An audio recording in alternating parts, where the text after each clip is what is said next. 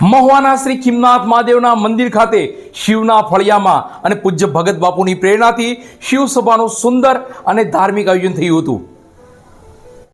મહુવા શહેરના શ્રી ખીમનાથ મહાદેવના મંદિર ખાતે શિવસભાનું સુંદર અને ધાર્મિક આયોજન થયું હતું.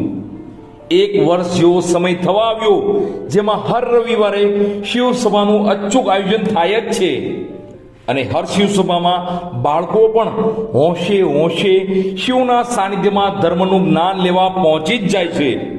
તો સેવક ભાઈઓ અને બહેનો પણ પોતાની નિસ્વાર્થ ભાવની સેવા આપવા અનોખા જ્ઞાન સાથે પહોંચી જાય છે. ગત શિવસભામાં પણ શિવસભાના બાળકોએ અદ્ભુત શ્લોક જ્ઞાન કરી હાજર સૌ કોઈના મન મોહી લીધા હતા.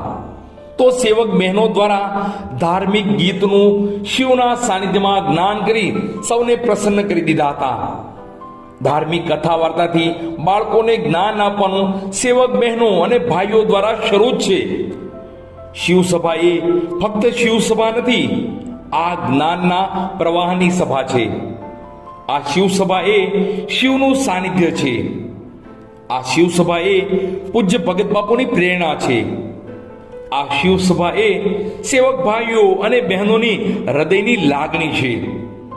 શિવસભામાં પ્રસાદીના નિમિત્ત માત્ર મનોરથી દ્વારા બાળકો માટે મન ભાવન પ્રસાદીની વ્યવસ્થા ઊભી થતી હોય છે.